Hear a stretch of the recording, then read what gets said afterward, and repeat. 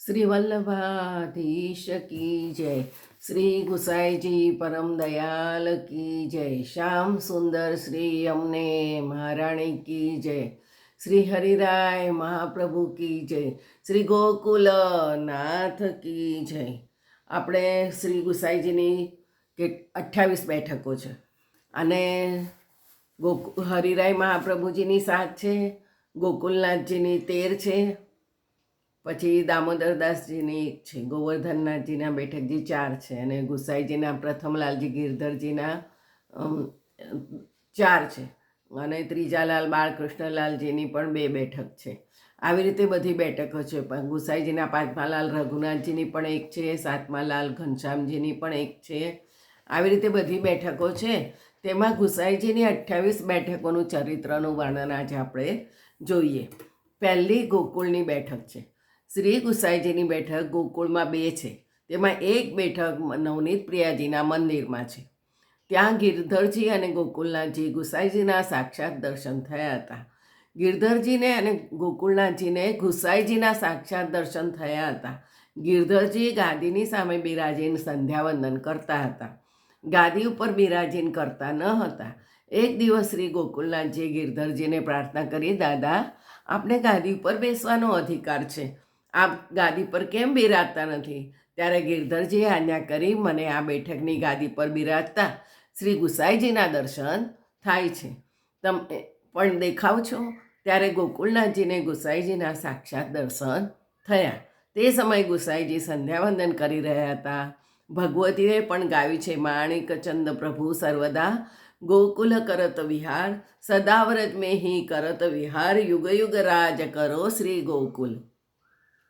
યહ સુખ ભજન પ્રતાપ તેજ તે છીનઈ તો ઉતન અટરો. આવી ભગવતીઓ અનેક બધાઈઓ ગાઈ છે અને ગોકુળમાં શ્રી ગુસાઈજી સદાય બિરાજમાન છે. આ ચરિત્ર ગુસાઈજીએ ગોકુળમાં નવનીત પ્રિયાજીની મંદિરની બેઠકમાં પ્રગટ કર્યું હતું. બીજી બેઠક એમની ગોકુળની મોટી બેઠક છે. ગુસાઈજીની બીજી બેઠક મહાપ્રભુજીની મોટી બેઠક મહાપ્રભુજીની સામે બિરાજ્યા, જ્યાં ગુસાઈજીએ નવનીત પ્રિયાજીને પારણે ઝુલાવ્યા. તેમ સમયે નંદ મહોત્સવ મહાઅલૌકિક દર્શન બધા ભગવતીએ ગુસાઈજીએ કરાવી. તેમ સમયે બધા ભગવતી આનંદમગ્ન થઈ ગયા. કોઈને દેહની દિશાની સૂઝ રહી નહીં. ગુસાઈજીએ બધાને સાવધાન કર્યા. ત્યાં સુધી નવનીત પ્રિયાજીનું મંદિર બન્યું ન હતું, ત્યાં સુધી મહાપ્રભુજીની બેઠકમાં બિરાજ્યા અને પછી મંદિરની ઇમારતનું ખોદાણ કરે, મુહૂર્ત સારું છે એમ મંદિરની ઇમારત અવિચળ થાય એવી આજ્ઞા કરી અને પધાર્યા. યાદવેન્દ્રદાસે ઇમારતનો મંદિરનો પાયો ખોદવા માંડ્યો. રાતમાં આખા મંદિરની પાયો ખોદી કાઢ્યો. ગુસાઈજી જાગ્યા તો શું જુએ છે? રજના મોટા મોટા ઢગલા પડ્યા છે. ત્યારે ગુસાઈજીએ આજ્ઞા કરી, આ ઢગલા કોણા છે, કોણે કર્યા? વૈષ્ણવે વિનંતી કરી, મહારાજાધિરાજ યાદવેન્દ્રદાસ આ મંદિરની ઇમારતના પાયા ખોદ્યા છે. ત્યારે આપે યાદવેન્દ્રદાસને પૂછ્યું કે આ ઇમારત કયા સમયમાં ખોદી છે?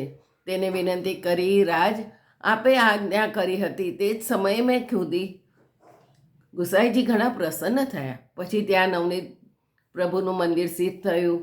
આ ચરિત્ર શ્રી ગુસાઈજીની મોટી બેઠકમાં પ્રગટ કર્યું છે. ત્રીજી બેઠક વૃંદાવનમાં બંસીબટ. વૃંદાવનમાં બંસીબટમાં શ્રી આચાર્યજી મહાપ્રભુજીની બેઠકની પાસે શ્રી ગુસાઈજીની બેઠક છે. ત્યાં વૃંદાવનના મહંત હરિવંશ વગેરે બેઠા હતા.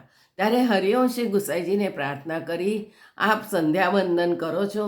ત્યારે ગુસાઈજીએ આજ્ઞા કરી, અમારા માર્ગમાં તો સંધ્યા ઉપાસના મુખ્ય છે. જે એતન માર્ગીય ભક્ત છે તે સંધ્યાની ઉપેક્ષા કરે છે. નંદાલયથી પ્રભુ પ્રાતઃ સમય ગોચારણ માટે પધારે છે, ત્યારે એતન માર્ગીય ભક્તોને વિપ્રોયત થાય છે. જ્યારે સાયંકાળે આપ વનમાંથી પુનઃ પધારો છો ત્યારે સંયોગ રસનું દાન કરે છે. એમાં એ આજ્ઞા છે કે અમારા માર્ગ છે જે વ્રજભક્તોના ભાવાત્મક છે. એટલામાં જ એક વ્યક્તિ ભગવત સ્વરૂપ લઈને ગુસાઈજી પાસે આવ્યા. તેને ગુસાઈજીને જોયું. જોતાં જ તે સ્વરૂપ પુરુષોત્તમની ક્રીડા કરવા લાગ્યા. કોઈ તો વેણુનાદ કરે, કોઈ ઘૂંટરુવન લીલા કરે, કોઈ બધા સ્વરૂપ પોતપોતાની લીલા કરવા લાગ્યા. એમાં એ બતાવી કે બીજી કોઈ પ્રતિષ્ઠા કરે ત્યારે પુરુષોત્તમ ત્યારે થાય છે અમારી દ્રષ્ટિથી જ પુરુષોત્તમ થાય છે. આ ચરિત્ર શ્રી ગુસાઈજીએ વૃંદાવનમાં મહંતને બતાવી છે. ત્યારે આ મહંતોએ સાષ્ટાંગ દંડવત કર્યા. આ મહાત્મ્ય જોઈ અનેક જીવ ગુસાઈજીની શરણે આવ્યા. આ ચરિત્ર પણ ગુસાઈજીએ વૃંદાવનની બેઠકમાં પ્રગટ કર્યું છે. કાલે ચોથી જોઈશું રાધા કૃષ્ણ કુંડની.